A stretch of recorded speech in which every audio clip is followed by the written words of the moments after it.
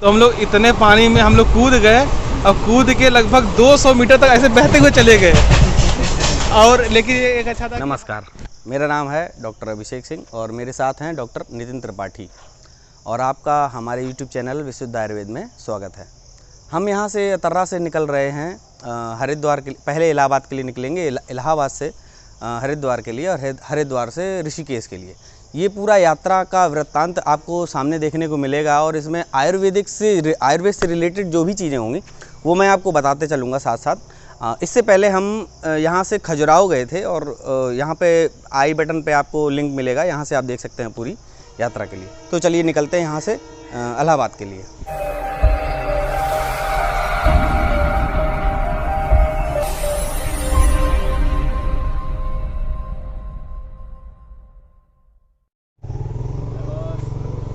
Thank you भाई, नमस्ते।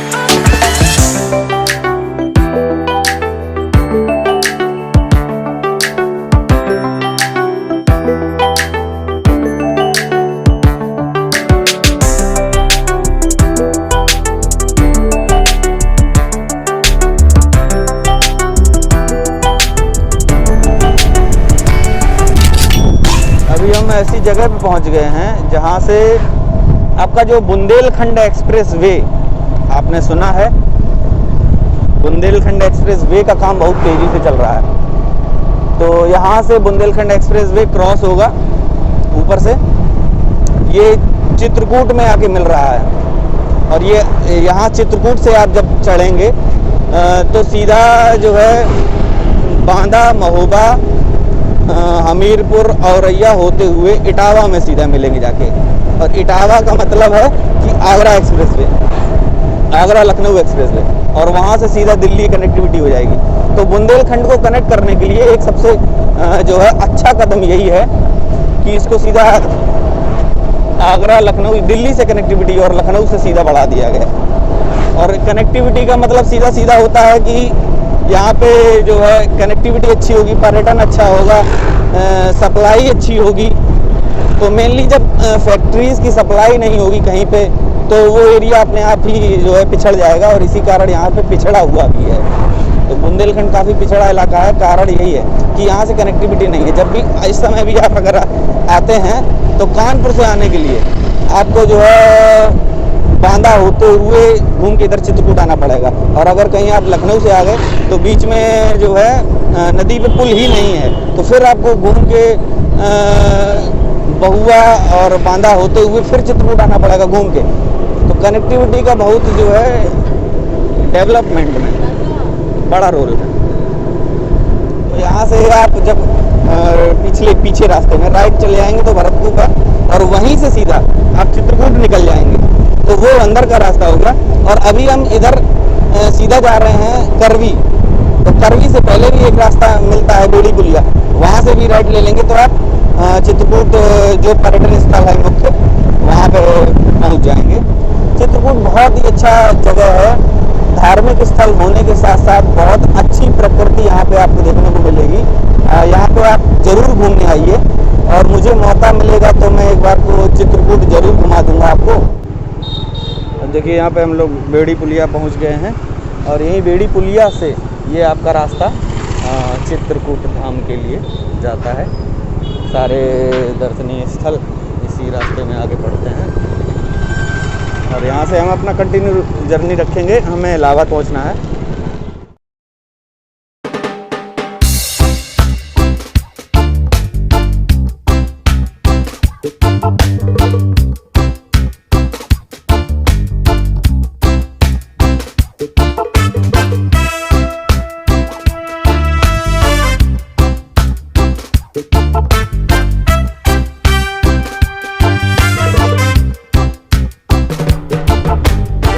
पे महर्षि वाल्मीकि चित्रकूट प्रमुख द्वार, और आगे ये ऊपर जाके वाल्मीकि जी का वो मंदिर है। और ये देख रहे हैं जो राजापुर में आपको जो है मिलेगा तुलसीदास जी का। राजापुर में तुलसीदास जी की जन्मस्थली है और वहीं पे मंदिर बना हुआ है, और उस मंदिर में उनकी हस्तलिखित जो है रामचरितमानस अभी तक रखी हुई है। तो जब भी आप इलाहाबाद आएँ, इलाहाबाद से चित्रकूट आएँ जो है, तो आप जो ज़रूर से ज़रूर घूमें, क्योंकि यही वो चीज़ें हैं जो अपनी संस्कृति से रिलेटेड हैं और इनको बचाने का काम, बढ़ाने का काम आपका है। अगर आप नहीं घूमेंगे तो कौन घूमने आएगा, और जब घूमने नहीं आएंगे तो कोई विध्वंस करके चला जाएगा ना, आपको पता भी नहीं चलेगा।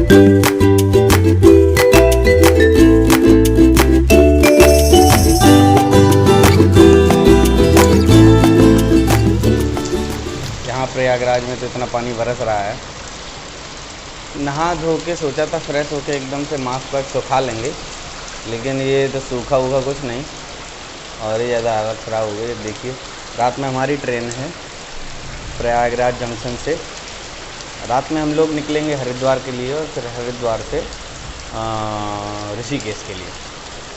तो अभी तो हम अपने एक दोस्त के यहाँ पे हैं और यहाँ पे बहुत ज़्यादा बारिश हो रही है, लेकिन अभी मैं थोड़ी देर पहले ही नहाया हूँ तो बारिश का मज़ा नहीं ले सकता, वरना बारिश देख के तो मैं कभी रुकता नहीं हूँ।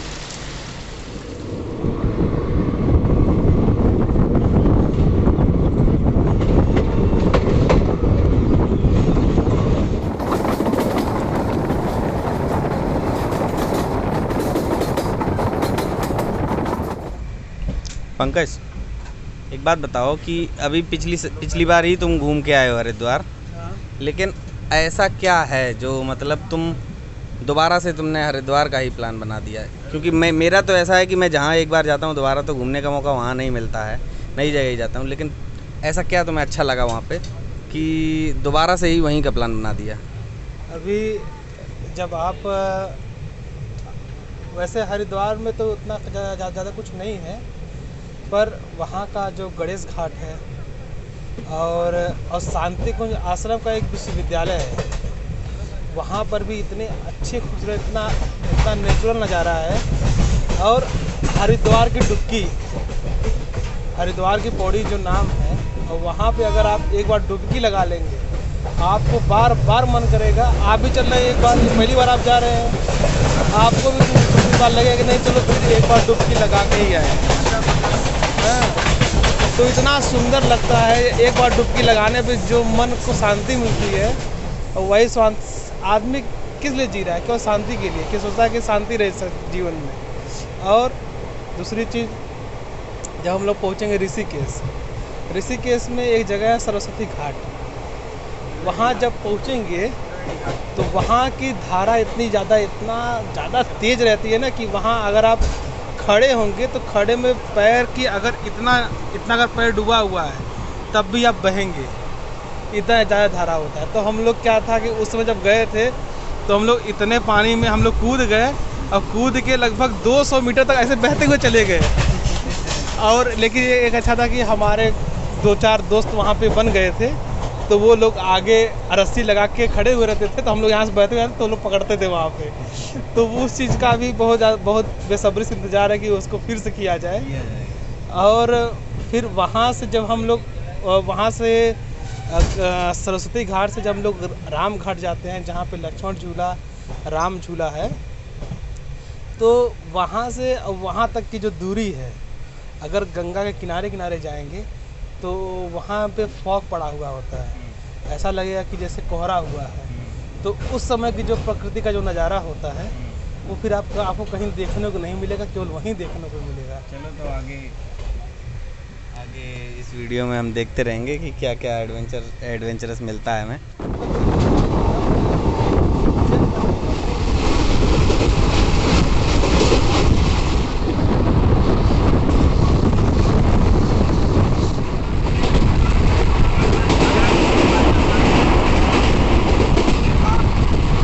बजने वाला और 1 बजने में 5 मिनट कम है।